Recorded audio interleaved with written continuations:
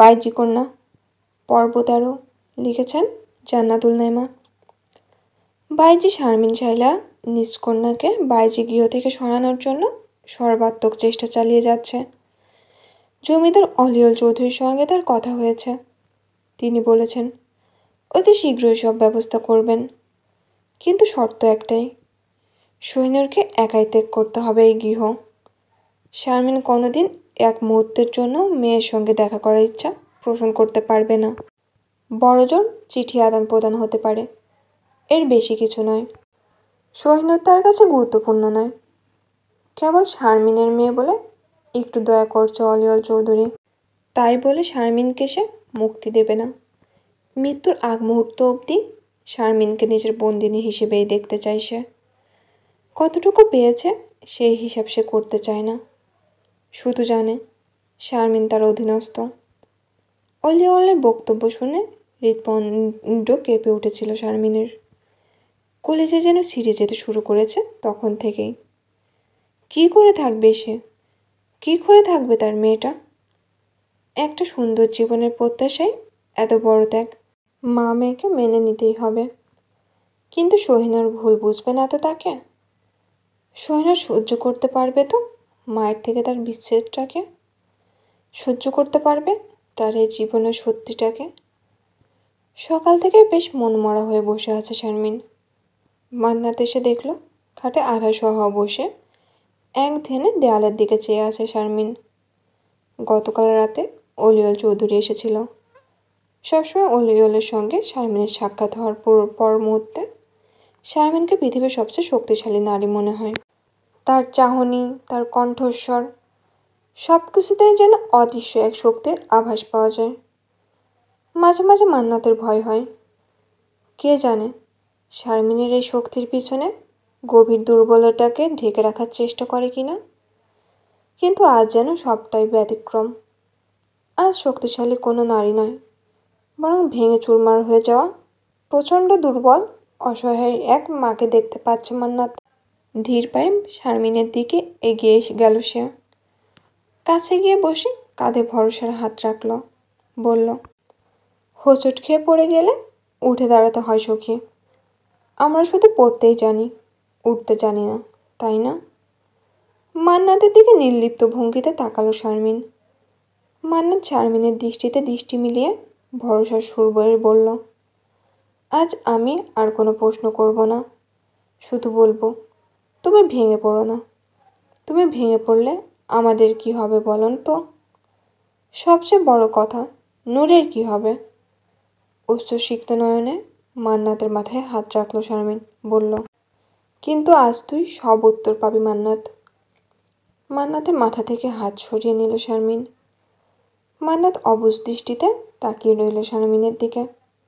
আর শারমিন নিজের মানসিক শক্তি সঞ্চয় করার জন্য দৃষ্টি জোড়াবদ্ধ রেখে কয়েকবার ঘন ঘন নিঃশ্বাস ত্যাগ করল। বাইরে গিয়ে এই একটা মেয়ে মান্নাত, যে কিনা সবসময় তাকে বোঝার চেষ্টা করে, হাজারোবার প্রশ্ন করে, ইচ্ছুক হয়ে জানতে চায় তাকে, বুঝতে চায় তাকে, অথচ কোনো প্রশ্নের উত্তর পায় না, কোনো কিছুই জানতে পারে না, বুঝতে পারে না। তবুও বিনা স্বার্থে সারাক্ষণ পাশে থাকে, নিজের দুঃখ কষ্ট যন্ত্রণাগুলোকে বিনা দ্বিধায় ব্যক্ত করে। কি অদ্ভুত সম্পর্ক তার মেয়েটার সঙ্গে। দুঃখের গল্প দিয়েই শুরু হয়েছিল তাদের সম্পর্ক। মেয়েটি বলেছিল জমিদার অলিয়ল চৌধুরীর দ্বিতীয় পুত্রের বিশ্বাসঘাতকতার কথা। তারপর থেকে মেয়েটির দুঃখের সঙ্গী সে। নিজের দুর্বলতাগুলোকে কখনো কারোর সামনে প্রকাশ করেনি শারমিন। কিন্তু মান্নাত, বয়স মেয়েটা অনেক ছোট হলেও তার মতোই বিশাল দুঃখ লালন করছে বুকে। দুটি দুঃখী বুক সখিতে রূপ নিয়েছে বহু আগেই। মান্নাতের জীবনের আগাগোড়া শারমিন জানলেও শারমিনের জীবনের কোনো কিছুই জানে না মান্নাত। কিন্তু আজ আর শারমিন সহ্য করতে পারছে না। পুরনো ক্ষতগুলোর খুব যন্ত্রণা হচ্ছে, চিৎকার করে কাঁদতে ইচ্ছে করছে। তার বক্ষস্থলের হাহাকারগুলোকে বিন্দু সান্ত্বনা দেওয়ার জন্য মান্নাতকে ছাড়া কাউকে খুঁজে পেল না। তাই বলল, মান্নাত রে, পৃথিবীটা যত সুন্দর, পৃথিবীর মানুষগুলো ঠিক ততটাই কুৎসিত। কণ্ঠস্বর কেঁপে উঠল শারমিনের। বক্ষস্থল মুচড়ে গেল মান্নাতের। শারমিনের দুটো হাত নিজের দু হাতের মুঠোয় নিয়ে বলল, বলো সখী, বলো তুমি। থেমো না আজ, তুমি থেমো না। তোমার সত্যিটা আমাকে জানাও। শারমিনের অতীত। মধ্যবিত্ত পরিবারের মেয়ে ছিলাম আমি। আব্বা পাটের ব্যবসা করতেন। আব্বার স্বপ্ন ছিল আমাদের দুই ভাই বোনকে অনেক পড়াশোনা করাবে। ভাই চাকরি করবে, আমি শিক্ষিত হলে মস্ত বড় এক ডাক্তার পাত্র জোগাড় করে আমার বিয়ে দেবে। আমি তখন ক্লাস 9-এ পড়ি। দেখতে সুন্দরী ছিলাম বলে গ্রামের চেয়ারম্যান মেম্বারের বখাটে ছেলেরা বিয়ে করার জন্য উঠে পড়ে লাগে। কিন্তু আব্বা আমাকে কখনোই বখাটে ছেলের কাছে বিয়ে দেবে না। সে বছর নির্বাচনের সময় চেয়ারম্যানের সকল আত্মীয় স্বজনরাই গ্রামে আসে। সে আত্মীয়দের মাঝে চেয়ারম্যানের বড় বোনের ছেলে অলিয়ল আর ছোট বোনের ছেলে শাহিনের নজরে পড়ে যাই আমি। দুদিনের ভেতরে আব্বার কাছে প্রস্তাব আসে। চেয়ারম্যানের ছোট বোনের ছেলে ডাক্তার শাহিন আহমেদ আমাকে বিয়ে করতে চান। ছেলে যেহেতু ডাক্তার, সেহেতু বউকেও পড়াশোনা করাবে। ডাক্তার পাত্র কোনো মতেই হাতছাড়া করতে চাননি আব্বা, তাই প্রস্তাবটি সাদরে গ্রহণ করে নেন। সেদিনই নাকফুল পরিয়ে বিয়ের পাকা কথা হয়ে যায়। কিন্তু বিপত্তি ঘটে পরের দিন সকালবেলা। কারণ চেয়ারম্যানের বড় বোনের একমাত্র ছেলে অলিয়লকেও নাকি আমাকে বিয়ে করতে চায়। এই নিয়ে তাদের ভাই বোনদের মাঝে বেশ ঝামেলা হয়েছে। অলিয়ল এবং শাহিন আহমেদের মাঝেও। সব ঝামেলাকে একদিকে ঠেলে রেখে অলিয়ল তার মাকে নিয়ে হাজির হয়েছে আমাদের বাড়িতে। জমিদার গিন্নি হওয়াতে বেশ দাপুটে ভঙ্গিতেই আমার বাবাকে প্রস্তাব দেন অলিয়লের মা। কিন্তু আব্বা রাজি হননি।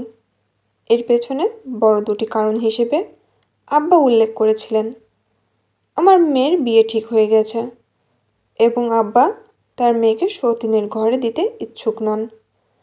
আব্বার এহেন জবাবে জমিদার গিন্নি বেশ অপমান বোধ হন। ধন সম্পদ এবং ক্ষমতায় ছোট বোনের থেকে তার ঢের বেশি। তবুও কেন আব্বা তার প্রস্তাব প্রত্যাখ্যান করল? এই আক্রোশ মনে পুষেই সেদিন ছেলেকে নিয়ে বেরিয়ে যায় সে। আমার আব্বা বেশ বিব্রত হয়ে পড়ে, নানা রকম দ্বিধায় পড়ে যায়। আমাকে বিয়ে করার জন্য ভাই বোনের মধ্যে সম্পর্ক খারাপ হলো। বোনে বোনে ভাইয়ে ভাইয়ে শত্রুতা তৈরি হলো। এমন পরিস্থিতিতে বিয়ে দিলে আমি সুখী হব না, ভবিষ্যতে সকলের আক্রোশের শিকার হব। সকল দ্বিধা কাটিয়ে নিজের কথা রক্ষার্থে আব্বা শাহিন আহমেদের হাতে তুলে দেন আমাকে। বিয়ে হয়ে যায় আমার এবং শাহিনের। আমি হয়ে যাই কারো ঘরণী, কারো অর্ধাঙ্গিনী। বিয়ের অনুষ্ঠানে অলিয়ল পরিবারের কাউকে দেখা যায়নি, কিন্তু বৌভাতের অনুষ্ঠানে অলিয়ল আসে আমার শ্বশুর বাড়িতে। শাহিনের সামনে আমাকে উঁচু গলায় বলে, আমি আমার 5 পুত্রের মাথায় হাত রেখে প্রতিজ্ঞা করেছি, আমি তোমাকে আমার করবই। আমি আমার 5 পুত্রের কসম করে বলছি, আমি তোমাকে ভালোবাসি। আমার পুত্রগণের মায়ের থেকেও অধিক ভালোবাসি তোমাকে। ভয়ে থরথর করে কাঁপছিলাম সেদিন আমি। সারা রাত যে মানুষটার ভালোবাসায় সিক্ত ছিলাম, সারা রাত যার বক্ষস্থলে মাথা রেখে অজস্র স্বপ্ন বুনেছি, সে মানুষটার সম্মুখে একজন পরপুরুষ এসে ভালোবাসার কথা বলছে আমাকে। আমার ভয়ার্থ মুখশ্রী দেখে অলিয়ল পৈশাচিক আনন্দ পাচ্ছিল। ঠিক সেই মুহূর্তে শাহিন চোখ মুখ শক্ত করে আমার হাত চেপে ধরে। আমার কম্পিত হাতে শাহিনের ভরসার হাত মিলিত হতেই অলিয়লের বিদ্রূপের সুরে বলে, আজ এখানে দাঁড়িয়ে প্রতিজ্ঞা করছি, ওই মিলিত হাত দুটি আমি আলাদা করেই ছাড়ব। সেদিন থেকে আমার জীবনটা দুর্বিষহ হয়ে ওঠে। সারাক্ষণ ভয়ে ভয়ে থাকতাম আমি। শাহিনকে ছাড়া এক মুহূর্ত থাকতে পারতাম না। আমার অবস্থা দেখে শাহিন আমাকে শহরে নিজের কাছে নিয়ে যায়। সেখানে আমরা 2 বছর সংসার করি। 3 বছরের মাথায় আমার গর্ভে আসে নূর। 5 মাসে অন্তঃসত্ত্বা যখন আমি, হাসপাতালে জরুরি প্রয়োজন বলে মাঝরাতে বেরিয়ে যায় শাহিন। সকালবেলা দরজায় ঠক ঠক শব্দ শুনে ঘুম ভেঙে যায় আমার। শাহিন এসেছে ভেবে দ্রুত দরজা খুলে দেই আমি, কিন্তু দেখতে পাই অলিওল চৌধুরীকে। আমি ভীতিগ্রস্ত হয়ে দরজা আটকে দিতে চেয়েও পারি না।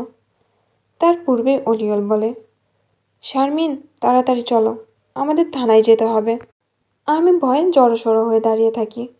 অলিওল আবার বলে, শাহিন ওর হাসপাতালের এক রোগীর সঙ্গে অন্তরঙ্গ অবস্থায় ধরা পড়েছে।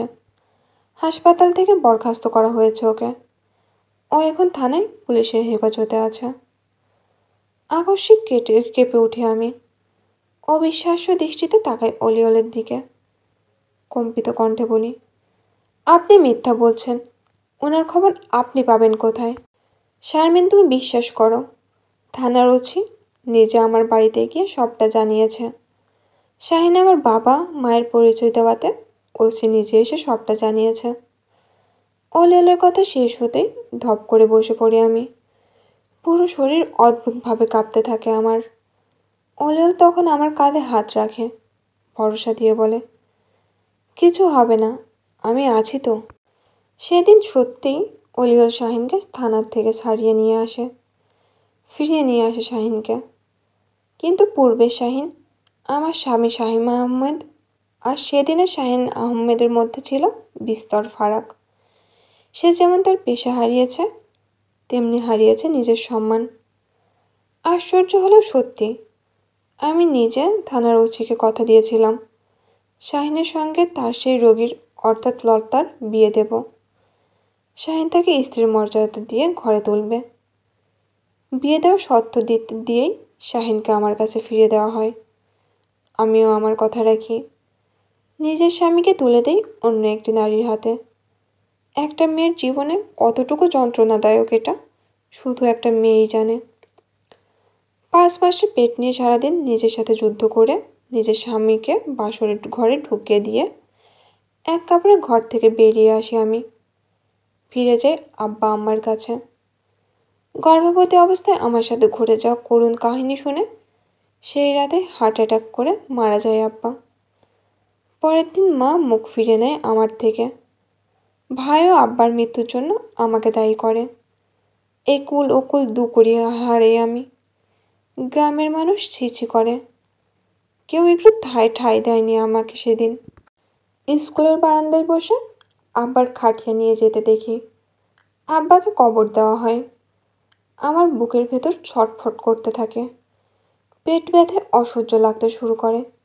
চিৎকার করে বলতে থাকি, আব্বা, তুমি আমাকে ছেড়ে গেলা কেন? আমার যে কেউ রইল না। আব্বা গো, কোন অভিশপ্ত জীবনে রেখে গেলে আমাকে। ও ও আব্বা, কোন দোষে আমারে খুনি করলা? কোন দোষে মা ভাইয়ের চোখের বিষ বানাইলা আমারে? কাঁদতে কাঁদতে আত্মরা হয়ে পড়ে থাকি আমি। চেয়ে থাকি আব্বার কবরের দিকে। স্বামীর বিশ্বাসঘাতকতায়, আব্বার মৃত্যুতে আমি ভুলেই যাই আমার নূরের কথা। আমার ভেতর ছোট্ট একটি অংশ বেড়ে ওঠার কথা। আকস্মিক খিদের জ্বালায় পেটে ব্যথায় ছটফট করতে করতে মনে পড়ে যায় কোনো এক বিশ্বাসঘাতকতার কথা। মনে পড়ে যায় কারো ছলনায় আমার নিষ্পাপ ভালোবাসা মেশানোর কথা। পাগলের মতো স্কুলের টিউবওয়েলের কাছে ছুটে গিয়ে পান ভরে পানি পান করি। পেটে ব্যথায় গা গুলিয়ে বমি পায়। বমি করতে করতে কখন যে জ্ঞান হারাই নিজেও টের পাই না। যখন জ্ঞান ফিরে তখন পাশে পাই অলিওল চৌধুরীকে। আশেপাশে চেয়ে দেখি আমি হসপিটালে ভর্তি। 3 দিন হসপিটালে ভর্তি থাকার পর 4র্থ দিন অলিওল আমাকে বুঝিয়ে আমার বাচ্চাকে বাঁচানোর লোভ দেখিয়ে নিজ বাড়িতে নিয়ে যায়। নিরুপায় আমি সকল লজ্জা ত্যাগ করে আত্মসম্মান সব বিসর্জন দিয়ে অলিওলের সঙ্গে যাই। একদিনে এটাও জানতে পারি শাহিন আমাকে বিবাহ বিচ্ছেদের কাগজ পাঠিয়েছে। কিন্তু ভয়ে সেই কাগজ দেখার বা স্পর্শ করার সাহস তখন পাইনি আমি। সব দিক দিয়ে যখন শূন্য হয়ে গেলাম, তখন বাচ্চাটার মুখের দিকে তাকিয়ে অলিওলকে বললাম আমাকে যেন তার বাড়িতে কাজের লোক করে রাখে। কিন্তু অলিওল তাতে নারাজ। সে আমাকে বিয়ে করবে। সে সিদ্ধান্ত জানিয়েই আমাকে হাজির করে তার মায়ের সামনে।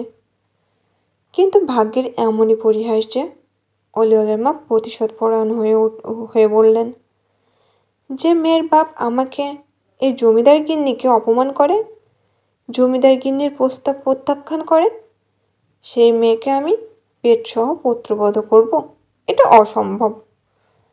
অলিওলের মায়ের সঙ্গে ঘোর বিরোধিতা করলেন। না আম্মা না, আপনি এমন কথা বলবেন না।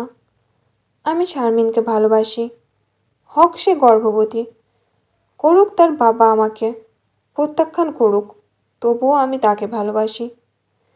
আর সেই ভালোবাসার টানেই আমি তাকে আজ এই মুহূর্তে বিয়ে করব। মা ছেলের মাঝে আমি বলি, আমাকে মাফ করবেন। আমি এসবের কিছুই চাই না, শুধু একটু ঠাঁই চাই। আমাকে আপনাদের বাড়ির কাজের লোক করে রেখে দিন। জমিদার গিন্নি আমার চুল মুড়িয়ে ধরে তার পায়ের নিচে ফেলে বললেন, ওরে সর্বনাশী, কাজের লোক হয়েও আমার ঘরে থাকতে রাজি? অলিয়ার ঘাড় ধাক্কা দিয়ে এই সর্বনাশীকে বের কর। অলিয়ার মায়ের সাথে থেকে আমাকে ছাড়িয়ে নিজ বুকে চেপে ধরে। ঘৃণায় মূর্ছিত হয়ে যাই আমি। অলিয়াল সেদিকে ভ্রুক্ষেপ না করে মায়ের উদ্দেশ্যে বলে, আম্মা, এই সর্বনাশীকে না পেলে আপনার ছেলের সর্বনাশ ঘটে যাবে, কারণ এই সর্বনাশীকে আমি খুবই ভালোবাসি। জমিদার গিন্নি ধপ করে মাটিতে বসে পড়ে, চিৎকার করে বলে, তুই যদি এই কালনাগিনীকে বিয়ে করিস, আমার মরা মুখ দেখবি। তোকে তোর মৃত বাবার কসম, আর কোনো পত্নী গ্রহণ করবি না তুই। এটা তোর মায়ের আদেশ, তোর বাবার কসম।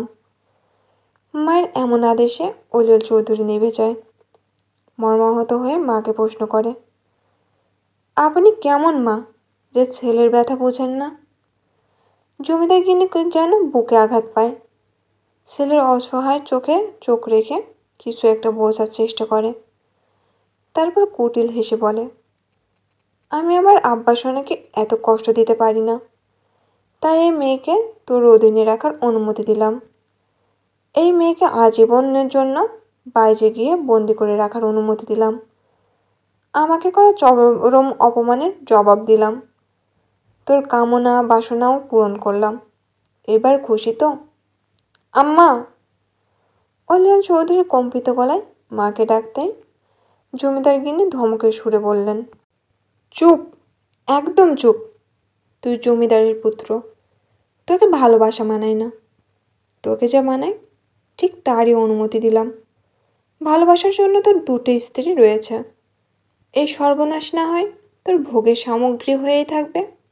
আর হ্যাঁ, এই চার দেওয়ালে হওয়া কথোপকথন যেন একটা কাকপক্ষেও টের না পায়। সেদিন মায়ের আদেশে অলিয়াল চৌধুরী আমাকে বাইজি গিয়ে বন্দি করতে বাধ্য হয়। ভাগ্যের নির্মমতায় আমি হয়ে যাই বাইজি গৃহের প্রধান বাইজি। জমিদার গিন্নির চরম প্রতিশোধের শিকার হই আমি। কিন্তু অবিশ্বাস্য হলো সত্যি, জমিদার অলিওল চৌধুরী আজ অবধি আমার শরীর স্পর্শ করেনি। আমাকে দিয়ে মনের খোরাক মেটানোর চেষ্টা করলেও কখনো দেহের খোরাক মেটানোর চেষ্টা করেনি। আজ অবধি অলিওল চৌধুরী এক জায়গাতেই দুর্বল, ভীষণ দুর্বল, আর তা হলো বাইজি শারমিন শাইলা। ভালোবাসা এবং মায়ের আদেশ, এই দুটো জিনিস আজও পুড়ায় তাকে, খুবই পুড়ায়। বর্তমান কন্দনরত কণ্ঠে মান্নাত বলল, সখী, নূরের বাবা কেন করলো এটা? সে উত্তর আজও পাইনি আমি।